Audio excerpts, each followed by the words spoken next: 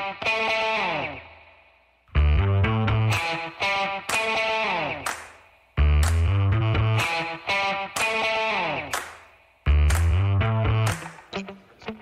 folks. Welcome to another episode of Film Study. This is Ken McCusick.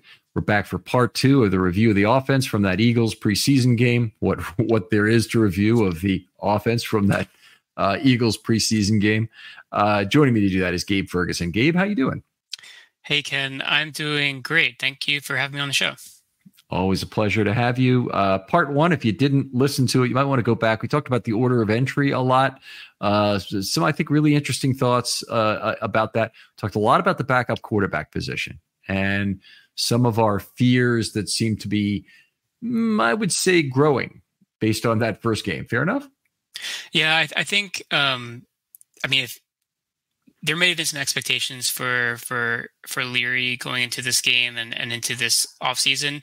And I think what we found was that he needs to show some more in order for us to be confident about that. So yeah, I think there's some concerns, and I think I would imagine the coaching staff and the front office has a few question marks as well about do we have the player that we need if there was something to happen to Lamar. Very significant fear, and Leary in particular had a lot of fear of throwing the ball down the field. The problem with Johnson seemed to be he left a clean pocket the only couple of times that he really had a clean pocket. So he turned his one ATS opportunity into a sack 0, and another one that might have been an ATS opportunity had he stayed in the pocket and thrown it. He ran for a 2-yard gain on 3rd down from the 5-yard line, which turned a possible touchdown into a field goal. So that was frustrating. Anyway, we're past the quarterbacks for right now. We're going to talk about the offensive line a little bit here. I know a lot of the people are interested in hearing some scoring. We had some of the big battles on the offensive line. We had Cleveland at center, Fa'alele at right guard with his first playing time there, really, and Voorhees getting his first start at left guard as well. Those guys all got a pretty significant trial. Normally, I like to work with larger snap numbers than we had, but you deal with what you have, and Voorhees had 30 snaps, 29 of which were scored. That was the same amount of play that Fa'alele got, and Cleveland left even a little bit earlier with only 23 scored snaps. So we don't have a lot to work with, but we want to talk about both what the results were and then maybe other things you saw as well, Gabe. Yeah, for sure. I think to me, this is the most interesting part for the Ravens roster right now is the offensive line. I think there's a lot of potential combinations that could be on the board still. There's a few more questions perhaps that we have after this game than maybe going into it. So I think we can get right into it and kind of take a look at how these players played and what our expectations are for the rest of the preseason and potentially final roster decisions. All right, I'll jump right in as how we scored it here, and then we'll have some discussion about this afterwards. But Voorhees really struggled with his anchor against the Eagles. The Eagles did, as you mentioned, the first show, present a very significant front for a start of a preseason, and even their backups are pretty good. But their starters, include Jalen Carter, who saw time, include Nolan Smith, who was a highly coveted draft prize fairly recently. Was it last year, the year, right? 23. Yeah, 23. And so, they certainly had guys that were on the field and could do things. But Voorhees had a lot of trouble anchoring versus pretty much everybody. And he had parts of 5 pressures. And I'm going to read my action verbs for each of these, 3 fulls and 2 halves. And by the way, I'm going to say right now, if you look at PFF, they have 0 pressures for Andrew Voorhees. That is absurd. But PFF scored him down in a similar manner to me because they've got him with about a 27 pass blocking grade for the game. So they know he played poorly. Their definition of pressures doesn't really capture it. Okay. My definition of pressures basically says if you imperil the cone, you've created a pressure because the quarterback can no longer safely step into his throw, and they don't necessarily feel the same way about that. But anyway, I'll tell you, the 5 pressures he had were bulled by 93 for a full pressure, bulled by 45 for a full pressure, failed to pick up stunt 48, half pressure, failed to negotiate stunt handoff, half pressure, bulled then allowed PD to it's DT Tuipulotu, it's number 95. And that was a full one. So It wasn't any one player. It was a bunch of different players who this is happening to. It's not all, you know, the top guys. Like Jalen Carter didn't get him for one in this game. But, you know, it's a very frustrating night in terms of pressure. He missed 4 blocks in addition to that, which is not a good total. That's quite a lot for only 29 plays. And those included 3 more losses at the line of scrimmage, additionally bad. So those are plays that might have been pressures had the quarterback held onto the ball, but they were probably ball out quicks in at least 2 of those cases. I think one might have also been on a run. He did some good things. He had 2 blocks in level 2. He delivered 1 pancake, connected on 2 of 3 pulls. He did have 2 highlights. He had 1 good stunt pickup to go with some of the ones that didn't work out. A nice combination block where he climbed and blocked somebody in level 2. So it's not like he did nothing well, but the overall scoring was not good. And I know you can pick individual plays and, you know, convince yourself from looking at video that this play is more important than that, or I want to make an excuse for him on this play or whatever. This is where you really need to have a system for looking at what happened here. And I see him at about 0.41 per play, 12 points on 29 plays. It's an F. I don't have a way to sugarcoat this. And I'm one of Voorhees' biggest advocates. I was really excited about him coming into the game. I thought he had a lot of strength. I thought his anchor was the untested component because he's kind of a tall, lean lineman. Pad level has to be good for a player like that. And he's also got some limited length that might have been a concern in this game. But yeah, so I just kind of want to take a quick step back because, you know, one of the things you mentioned was just some of the players that he was playing against. You know, you said he didn't play against Jalen Carter. He did play against Milton Williams. That's 93. That was the initial bowl. I mean, he's been a rotational high end player for the Eagles. Number 45, that's Devin White. You know, he's been a very good linebacker in the league for several years. These are NFL starting caliber players, and he's in his first action. So I just want to kind of be like devil's advocate here for Voorhees from that aspect. But I think that I think a lot of people, I think us included, probably the pass protection is potentially an issue. Would you say that there is opportunity for him to improve there? Is it technique? And is there something on the other side of in the run blocking that gave you some more potential for his ability to stick? I think he moved pretty well. So I don't really have a problem. I think a lot of the run blocking things, the Ravens could use a guard like him that can move a little bit to level 2, because you're not always going to be able to let Linderbaum climb. Sometimes Linderbaum has to hold that block at the line of scrimmage, and the guard is forced to climb. So I think that's that potentially could work out. Last year we saw an enormous step forward for Linderbaum, a smallish center with short arms, and just a guy who was overwhelmed by big pass rushers in his first season and had a really lousy pass blocking year. Now you never know that because nobody will admit it, but he did. PFF will, in a relative sense, will show it to you.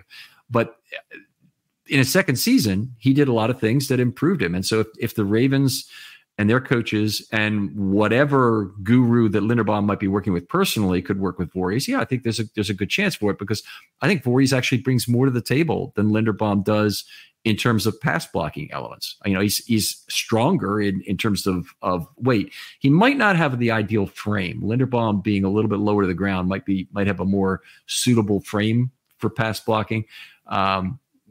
So there is that, but I think that Voorhees probably is a guy who, if it can be corrected for Linderbaum, I think it could be corrected for Voorhees.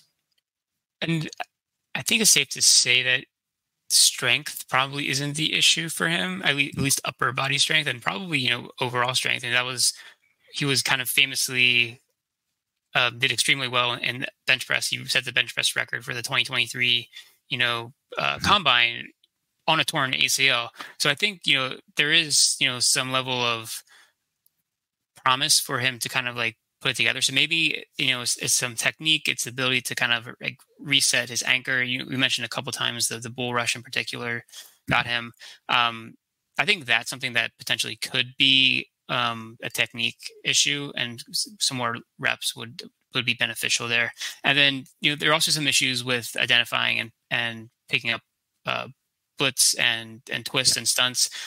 That's something that kind of just comes with with experience and reps, and especially working with the players around you on the offensive line, and knowing kind of like what they're going to be doing when they're going to be doing it.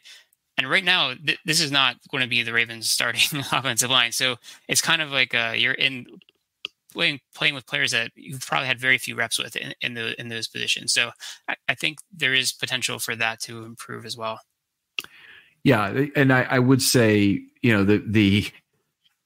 the Eagles were fairly relentless in the games that they were playing up front, in blitzes they were bringing. I mean, it's frankly, they look like the Ravens defense and what they do to torture their own offense every day of camp when they're 11s, frankly, just, running every kind of scheme you could imagine.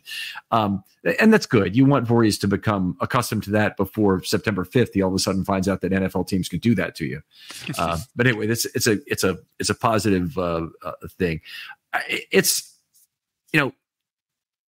a bad data point for Voorhees, and I hope it's also 30 snaps, and I do know there is week to week variation, and it hasn't been that unusual for players to score in the 40s one time a season, and that happened. It's just bad when you've got one data point and that's it. That's not a good starting point. Then again, I also expect less from him as a first year player. If he could play at a C level this year, that would be very good in terms of potential development. In fact, that's exactly what Linderbaum did as a rookie. And he improved tremendously to a Pro Bowl level in his second year.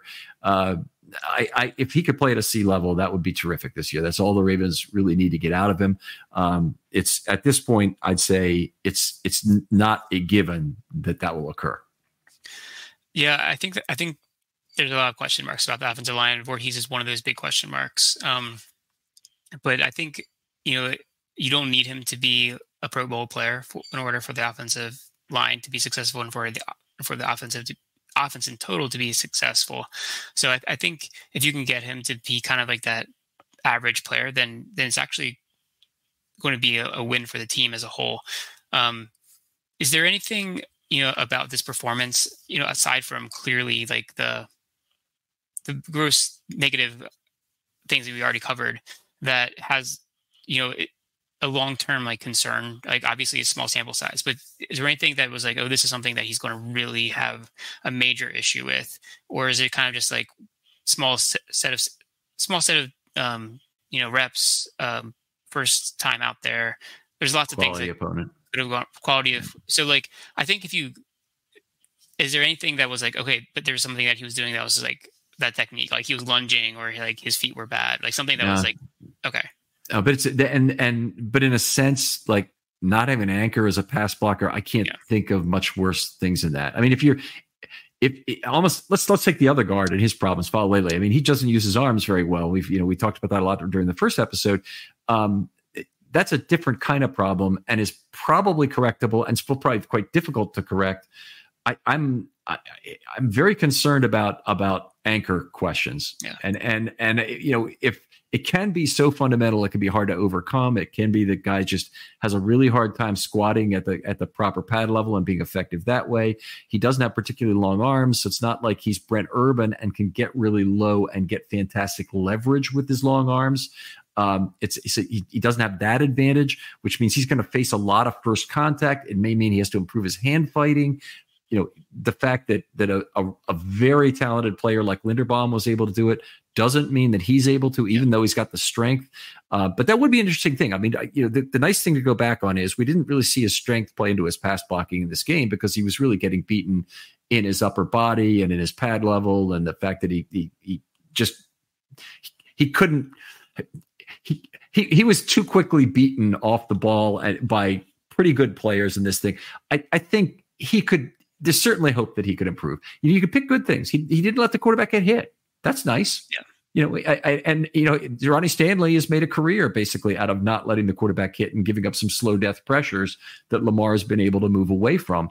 But it just there was too much invasion of the cone for that to continue. As a regular thing this season, he needs a drastic improvement in pass blocking to be ready for that opening game. Well, let's hope we can maybe put some of it up to first game jitters, and maybe some of it is mental, I think, as well. In those instances, allowing a player to kind of get in your pads before you do it's like a processing thing to a certain extent. It's a technique thing.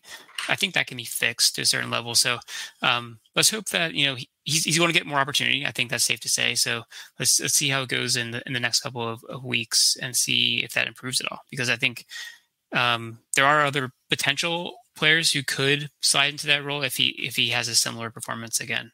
So we'll have to kind of see. Yeah, so they do have options, and maybe we talk about that at the end here. But let me move on to Cleveland at center, who played only 23 plays that were scored, 24 plays in total, made 20 blocks, missed 1.5 pressures. Now, here's where he lost a significant number of points. He had what is frankly a very nice block, keeping Jalen Carter several yards in front of Johnson. I'm going to say he was probably 4 yards, maybe 5 yards in front of Johnson, but it was kind of in that range where he's making a perfectly good pass block. Carter didn't really exactly take a step back, but he might have like taken a half step back, elevated, and knocked down a pass that Johnson threw. Now, a couple of things about that. The first is that Cleveland is responsible for staying engaged with the body of that player so that he can keep him from getting his arms up. And sometimes the player's going to get lucky, and you take your -2 like a man at that point, when it comes up at the scoring.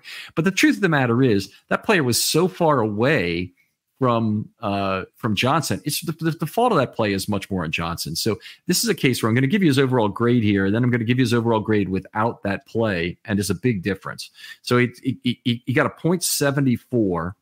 At center, that's not really good. Even after adjustment, it's 0.77, and that's a D. It's actually a D with or without adjustment in that case at center. But had he not allowed that pass defense, he would also gotten a block on the play. So he'd been 3 points higher, and he would have been at 0.87, which is a B with or without adjustment. And it's an enormous difference, that one play. And this is why I don't really like dealing with the small sample sizes of preseason for offensive line scoring. But I also look at it and I say, I would understand completely if people don't think that Cleveland should be charged for that play. And he played a significant amount better than the D level, in my opinion. The snaps being basically just fine in this game. No disastrous ground ball or over the head of the quarterback snaps, I thought was very good. And I think in general, he wasn't asked to do very much, didn't have to pull, didn't make any blocks in level 2, didn't pancake anybody, although that certainly he's not being given an assignment on that. He did have one highlight block that was on a stun handoff. So that's nice to see, because that's a difficult thing to figure out. And he had another half pressure that occurred on a botched stun handoff with Voorhees that I charged each of them for. He gets either way, he's going to lose the points for that. But overall, I think that Cleveland played better than his score really indicates. Yeah, I think my initial review of the offensive line in Cleveland, I thought he probably played at like a B level. I was actually somewhat impressed. I think some of the things that I noted were that he's a little slow out of his stance. And I think someone who's not a natural center, that's understandable, because, first and foremost, you're focusing on your snapping, especially when it's not something that's maybe as secondhand to you as someone who's played center for years and years and years. So I felt like he was a little bit kind of, and we're used to watching like Tyler Linderbaum, who's like so quick. And that was something that I think Cleveland is going to need to work on if he's going to be playing at that position. And he's also naturally much kind of larger and a little bit more slow-footed as well. So that was one thing that I noted. And then the other thing, in pass protection, I thought he actually played really well. So I think pass protection, he was better. Maybe there was a couple of like stunt issues. But I thought he was better in pass protection than in run blocking in this one, just because he's a little bit slower in the run blocking, and the Ravens were doing a lot of like zone kind of concepts, and he felt like he like kind of lagged behind. I don't know if you have any thoughts on his ability to run block and that scheme type of in particular. Yeah. So, I mean, zone blocking is a lot of matching your pace with the players next to you. And that can be something if you don't do well. But there's never really a pace that the offensive line is moving left or right at that's beyond the capabilities of anybody on that line. You just don't move. You're not moving at a full run. You're moving at a kind of half speed. The major part of zone blocking is making sure that no one crosses your face, first of all, and that you have your left arm out, your defensive side arm out, directing traffic away from the gap you're trying to cover. So it's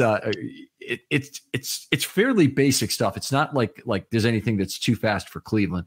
And Cleveland, you're right about his size, but the other side of that coin is Cleveland. If he starts a game for the Ravens, even if he plays anywhere, he'll be one of the biggest centers in NFL history, if not the biggest. At what is he, 6'6", 360 now? He lists that for the Ravens. I mean, there's just been nobody else that size who's ever played center. He dwarfs the nose tackles who play opposite. There's no nose tackle playing at that kind of weight anymore. Used to be nose tackles outweighed centers all the time. But Cleveland is that guy across the line of scrimmage from you don't want to really be facing. And I'm not sure how much it matters that he's a little slow. It does matter, but I'm not sure how much it matters. He's a little slow out of his stance. The jolt you get from having him there, whether it's part of a combination block or he's the guy you get on the back end, or even if he's just a guy who's got his right arm or left arm on your blocking assignment, is quite valuable. So I'm very intrigued by the possibility of Cleveland continuing at center. We'll see if it really works out. But it's more than just a thought experiment. It's really something interesting to try with the combination of players they have with Derrick Henry, the set of tight ends they have, and with Lamar Jackson. So I think it is interesting. Obviously, he'll be the backup clearly. But do you expect there to be a situation where he would be the primary person to come in and play center?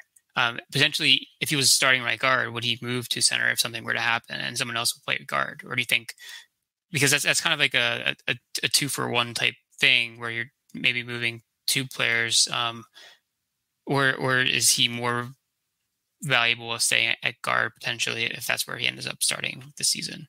I honestly think either is possible, and it's dependent on how the other players look at the position. So let's say Tayshaun Manning were to suddenly rise up and take over a guard spot and look pretty good, and they've got a guy. Then Cleveland at center, if Linderbaum goes down, looks attractive.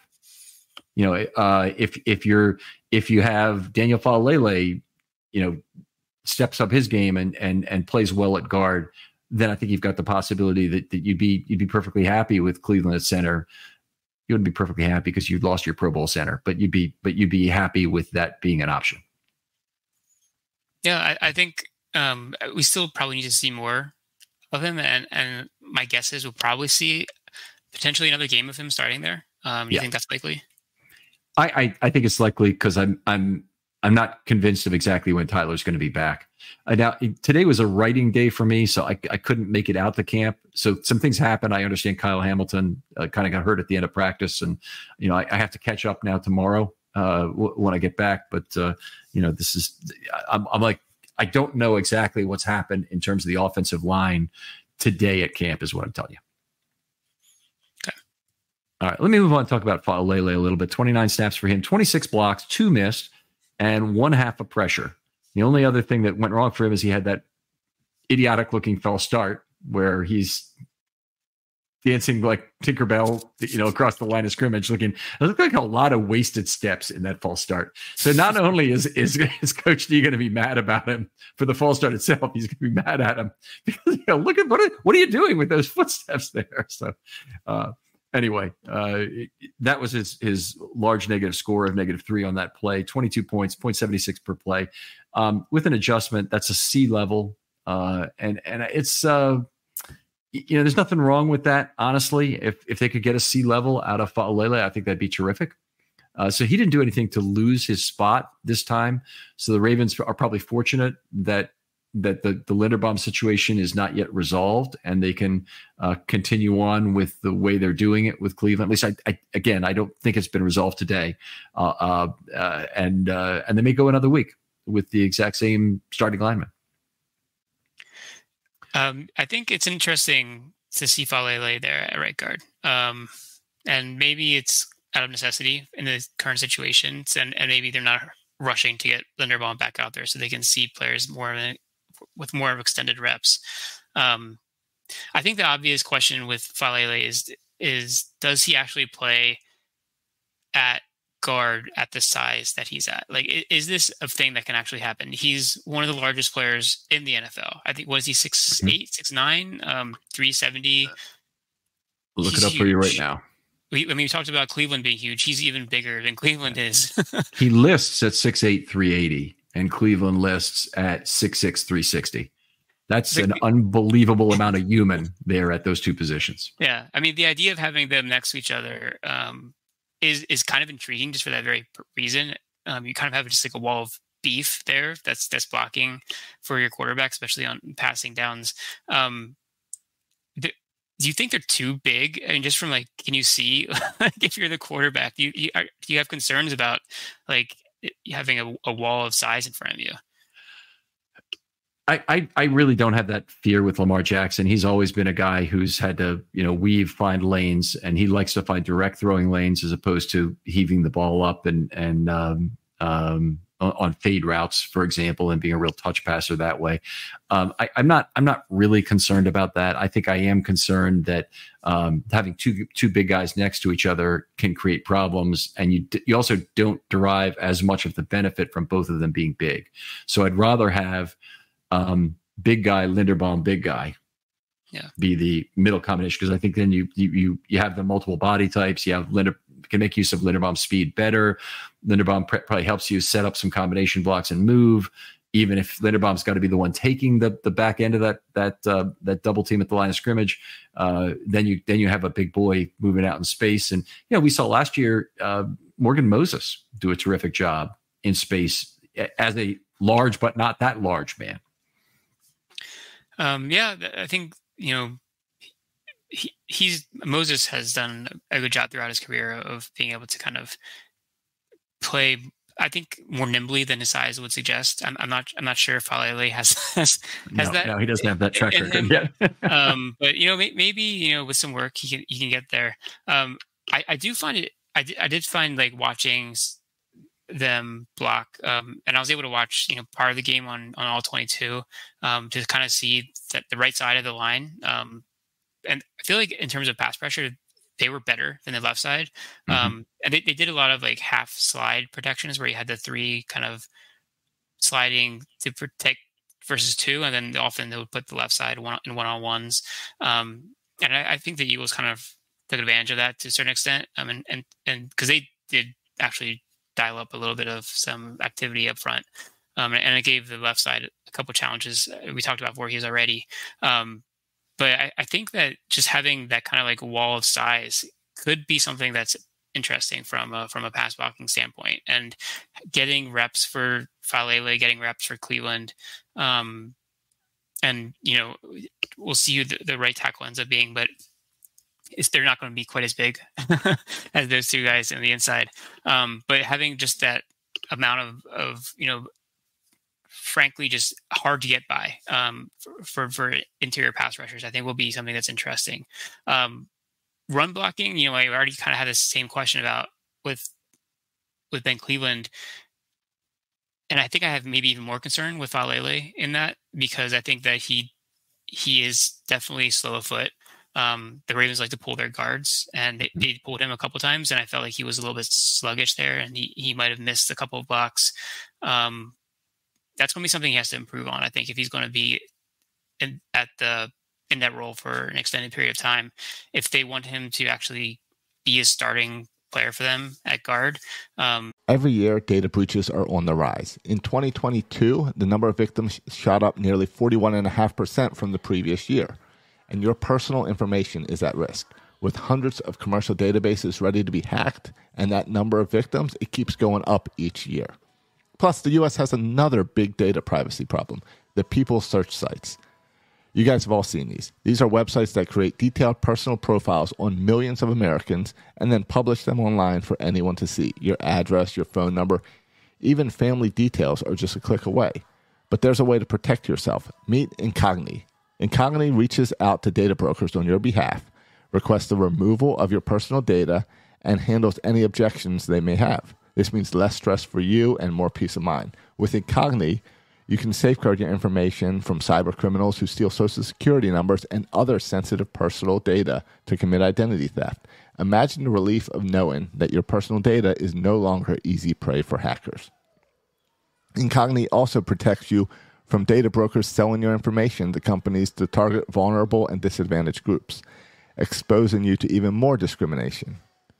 These lists with titles like Tough Start, Young Single Parents, Rural, and Barely Making It can harm you both online and offline. Don't let your personal data fall into the wrong hands. Take control with Incogni today. Visit incogni.com/film study and safeguard your privacy now. It's time to reclaim your digital security. That's Incogni/film study. INCOGNI.com/film study. Incogni, your shield in a digital world. He's going to have to work hard in that area. Right. All right. We'll totally agree. Let's move on in the show and we'll talk about individual offensive players and their performances. I know people want to hear about other than the 3 offensive linemen here, but start wherever you want. I'll try and stay in the position group, but give your guy and then I'll do one or respond and do mine. Yeah. I know. So he wasn't put into your grading, but your take on Josh Jones, I would be curious to hear just the reps we watched. I felt like he was solid in pass protection. I think he did what he was asked to do. He laid up a couple of pressures, but I think that he's someone who has had some starting play in the NFL. He has more experience. Decent all around performance for him in week 1. Probably decent is a fair thing. He didn't give up any quarterback hits. He didn't give up any sacks, and he didn't have any penalties. And a game like that for Josh Jones is avoiding most of the things which have just been very bad for him in his whole career. In terms of pressure, he did have some pressure, and I've laid it out in the article. I don't want to just completely redo another scoring thing for this, but I noted 5 plays where I would have given him a 0 or negative score that just occurred organically in the note taking because we did not do a snap by snap analysis of his play. So I wasn't looking for Jones every play, and it's possible I could have missed a bad run block that occurred on a decent run, or potentially even some shared pressure event where I noted it for some other player. It is possible. But about the best he might have done is about a 73, I think. And that's just taking those deductions and assuming there were none others. Remember, it's a deduction system that I'm using, deduction from one system.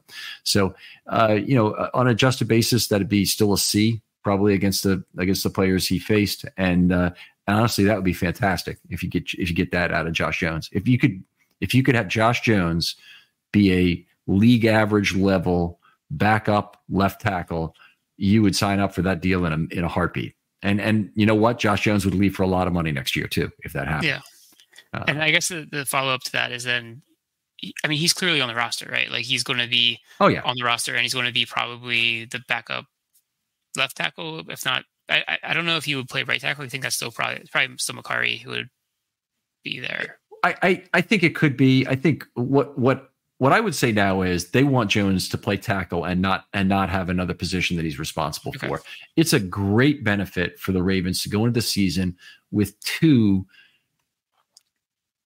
barely above the replacement level. Let me put it that way. Potentially above the replacement level players who could back up at each tackle spot. Yep. And McCary can back up at both tackle spots. I think Jones probably can too. But I don't think they want Jones to play guard, which means they've got to find the other interior offensive linemen who give them that versatility within a 5-to-make-3 scheme on 9 players. Yep. They could play the McCary trump card and move him inside, but once you do that, you take away a lot of your tackle versatility. So I hope they don't end up having to do it. So I guess then maybe we could move inside and talk a little bit about one of the other players. I don't think we've talked about what is the Maryland? The guy out of Maryland. He's slipping. Corey Bullock? Bullock. He played, Yeah. I think, right guard in this game. He played right guard and center for one snap, actually, for the last snap of the game. He played for 2 series? It was 2 series at right guard, and that included the 15-play touchdown drive where he had a number of run blocks. I mean, he's in the notes. And again, I don't want to go through every single note I've got for players, but I thought he played reasonably well. He's a guy. I don't think he's past Tayshaun Manning in my opinion in terms of where he is in the guard totem pole. But I think he's a viable practice squad player, and when you look at the offensive line crew that they've got towards the end of the line, I think he's one of the guys. So you think potentially practice squad? You don't think there's a chance that he could sneak onto the roster? Very low. It would almost be a nuclear situation if he did. It wouldn't be anything you'd want to be wandering through without a radiation suit if this happens seriously. So we mentioned a little bit Dalcourt, him coming in and playing center after Cleveland went out. Do you have any interesting notes on him? The only note I took about him was a inability to find a screen pass on a block on a screen pass to Ali. But he was only in there for 9 snaps, 3-play series. And that was all the playing time he got. So even though Stamack came in after him, he got a lot more playing time than Stamack. And Stamack, had some good notes about. So that was good. But Dalcourt, honestly, he jumped ahead of him. And we talked about the reasons of the first show that I think his guard center versatility is probably the reason why they want him there. Yeah, and with Stamack, I mean, he was in there for the one long drive you mentioned, the 15-play, had a few nice blocks as well. I mean, that and you mentioned earlier, and I think in the previous podcast, that was basically a drive that it was pretty much entirely running the ball, right? I mean, it was just the offensive lineman kind of getting good push, and then getting some nice runs out of Ali and out of now I'm losing names here. Collier as well. So I think that potentially there are some guys who could be interesting from practice squad kind of idea. We might see, of kind of a final kind of like competition for the last, if they carry 9 offensive linemen, they're going to have to choose one of these interior guys most likely to be that one. And I think, you think versatility is going to be kind of the trump card when it comes to choosing one? I would say so. Last year, they had Mustipher was a guy they were able to keep on the practice squad for a long time without having to elevate him. And he was pretty much a pure center only. Now, he did play a little bit of guard for the Ravens at some point during last season, but it wasn't much, and he wasn't very good there. They really wanted him as a backup center, and they've already kind of tipped their strategic hand to us from last year's roster activity to show that they're willing to cut a guy and take the chance on losing him when he's just a backup center. Now, Stamack is not the same as Mustipher because Mustipher was a 4th-year player and they didn't have anything invested in his future. Stamack, potentially, they could have a growing player, but they've also got Linderbaum for a minimum of 3 more years, even if they'd have to pick up a 5th-year option on Linderbaum to guarantee that 3rd year, and that might be too expensive because it's an interior line money, but they still might do it. Or they might sign him early. Either way, the commitment to Linderbaum is clearly there, and they're not looking to find a center replacement. So they're probably going to be willing to take some chances with players like Dalcourt or Stamack. Dalcourt gives them a little more in terms of the ability to fill in at guard if he's needed. Yeah, I would be shocked if the Ravens don't pick up Linderbaum's 5th year or have an extension in place for him, just because, I mean, obviously, he's been very good. I think it goes without saying, but center is in a position that normally gets the massive amount of money as well. So I think you can have somebody who's a kind of a linchpin of your offense, and they don't have that many players on offensive line right now.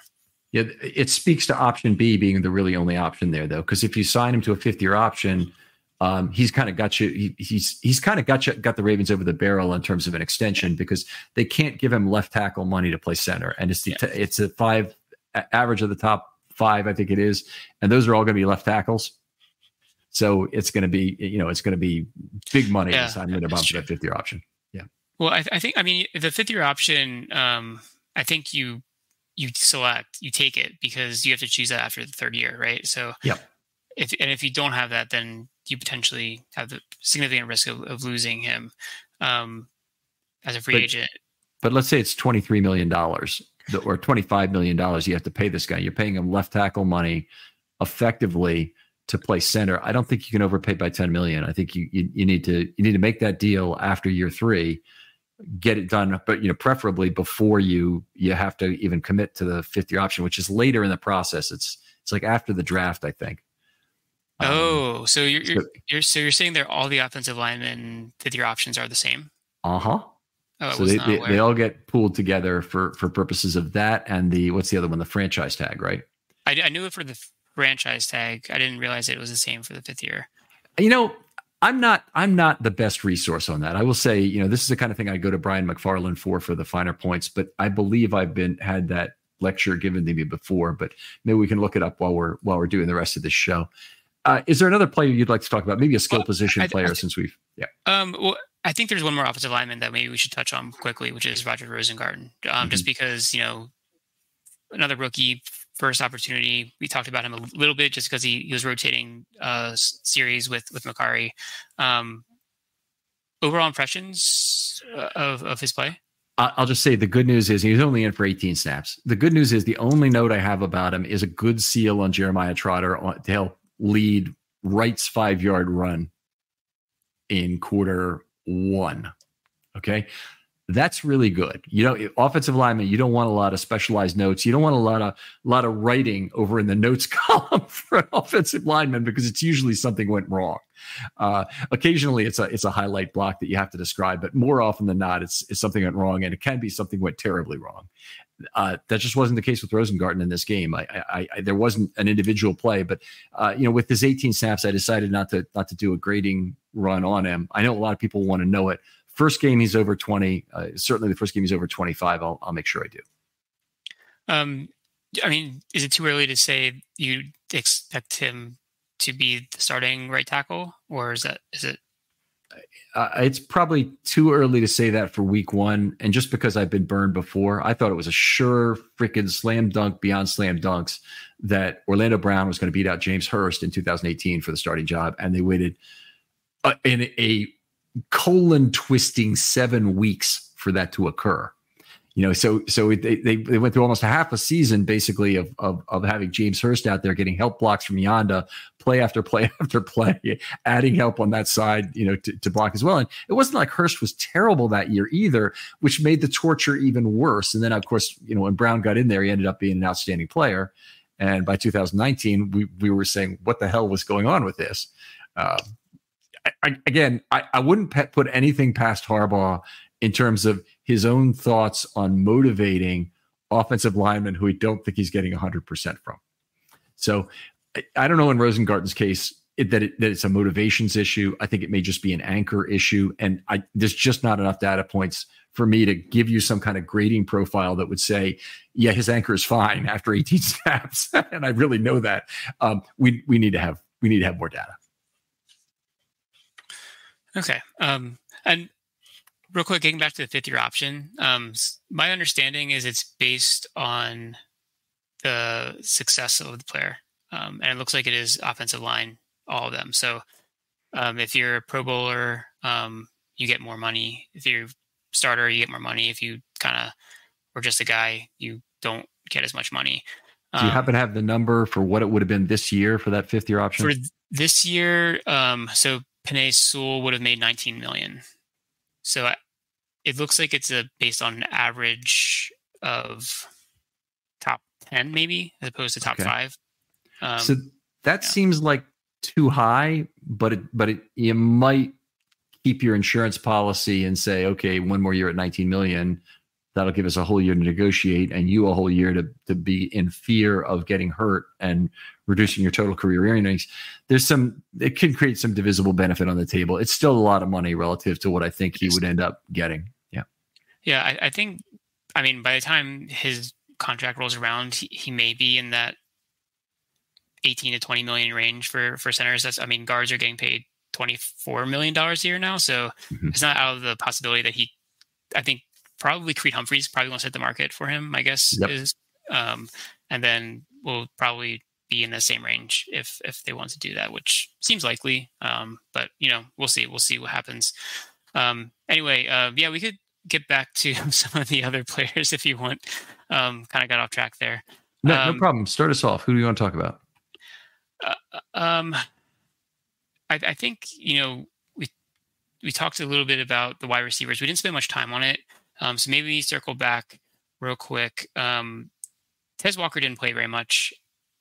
He was once targeted. I'm more interested in because you've been watching, the camp more closely than I have. We've seen some highlights out of him.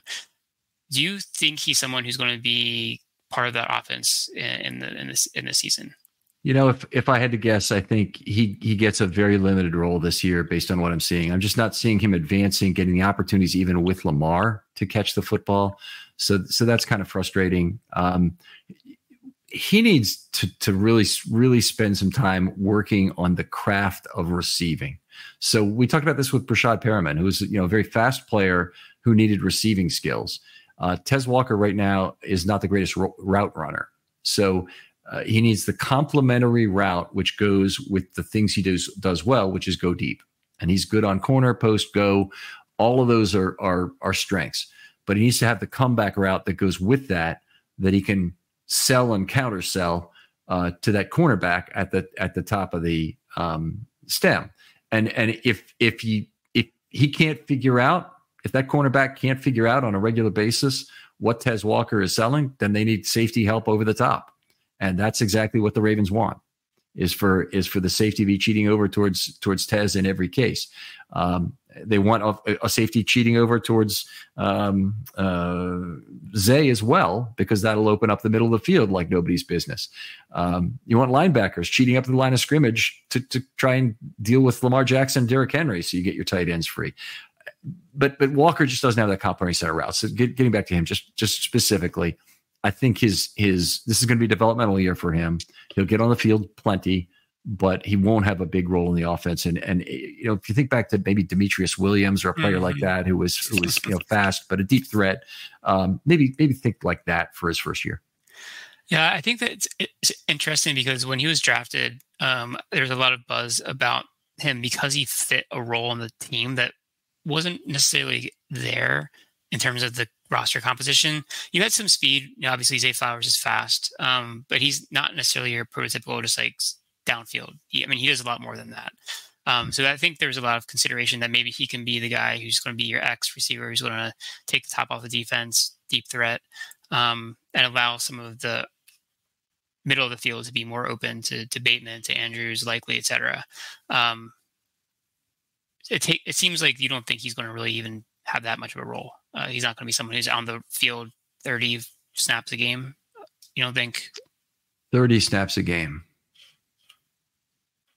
I would say slightly less than that as a rookie. If I had to over under it, there's a lot of things being considered. So I'm already factoring in for injuries with this, but I'd say if he got 400 snaps, I think that maybe we're about where I'd send the over under. That's 25 snaps per game, effectively at 425. That might be a reasonable over under for me. And if somebody gets hurt, if Bateman got hurt, all of a sudden he might be playing 55 snaps a game, and those projections go out the window. If he gets hurt, obviously they go out the window in the other direction. So I don't think there's really anybody else that's really interesting to talk about the wide receiver position. Tylen Wallace had a nice game. He had a couple of nice catches. I think Wade. Wade also. Nice. I think yard after catch is kind of his strong suit. So he might have some stickiness there potentially. It's hard to see him making the roster though.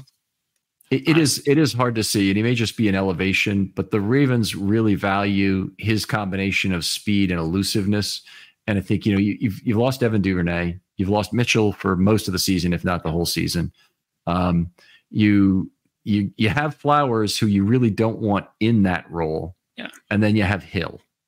And so it would be really nice to add a guy like Wade who gives you some of that. And they could, there's other players like maybe Wallace could give them some of that. And there's other players who can. If you want a really shifty athlete, I think Dayton Wade is a nice missed tackle forced by elusiveness kind of guy that is potentially intriguing. Yeah, for some reason, it seems like it's been hard for the Ravens to find that player. Kind of like the third, fourth wide receiver who's just like a shifty slot person who can create yards after the catch and be a good route runner. Who knows how to get open. It seems like other teams find them easily, and the Ravens and the Ravens just haven't been able to find that player. And they've tried. It's not for lack of trying. It's just something they haven't had in their scouting that's worked out for them. You know, one of the things is Keaton Mitchell is probably one of the greatest players of all time in that category, and you know, he was lost. And they've never had Tyreek Hill or something like that, but they've had other, you know. The problem was that like a player like Duvernay, who's more of a linear athlete, more of a slower 0 to 60 speed, was cast in that role and probably was, you know, 85% of what some of the other really top players that are fitting that role have been. But the Ravens, you know, acquiring several of them should, you know, is going to be a priority, I'd say, for a Monken offense where they're trying to get all the blades of grass defended. Yeah, I think that's definitely going to be a key for them. And, you know, the wide receiver position probably isn't going to get as much use, I think, as last year. They're probably going to be more of a tight end and heavier personnel team this year just because that's where they have the talent. They don't have 4 deep wide receivers like they had last year, honestly. So it's probably not as critical for this season, but it is interesting to see how a player like that could fit into the offense potentially. I thought maybe we talk about the running backs before we close it out here. We've talked about the quarterbacks plenty, but you know, the Wright and Ali battle for that third running back spot, we kind of hit on a little bit in the first show, but I think it's important to kind of get our bearings here, particularly with Rasheen Ali's night was just terrible. I mean, it was all kinds of awful. And we'll start with the bad news, then we'll get to the good in this case. But Ali had 10 rushes for, I think it was 26 yards. He only had 1 missed tackle forced. So that's a big number for a running back. You know, you want to get into space, you want to make somebody miss. They gave him some decent level 2 opportunities in this game, but his long run was 5 yards. He only had 1 first down the whole game. When he was receiving, he had a 4-yard catch and a drop on 2 targets. Not what you want. And then, of course, on the one run back, he lost the football after he was down. So not a costly play, but not what you want to see if you're a Ravens coach observing that run back. Yeah. And there's something that I noted. He likes to run east-west. I noted there were a couple opportunities where I felt like he could put his foot in the ground and gain some positive yards. And he tried to kind of run horizontally instead of running vertically. And you can't do that in the NFL. Unless you have 4.3 speed, you're going to get caught. And that I saw, I think, him do it 2 or 3 times on plays where he looked like he had a lane where he could have just, picked up 5 or 6 yards. He chose to kind of bounce it. And I don't think that's going to be something that's appreciated by the coaches. I'd like to, see how he performs in another game. I think them having him in their kick return duty is interesting because, I've heard a lot of people describe that as a kind of a running back role because of, the potential ability to block with, and set up different schemes with the way that the dynamic return is set up now. So that might give him an opportunity if that's something that they feel like he can excel in. But it definitely was a poor game for him. And Wright clearly had the upper leg. He started for the team and performed significantly better in pretty much every aspect. So if there is a pecking order, it seems pretty clear that Wright has the lead right now.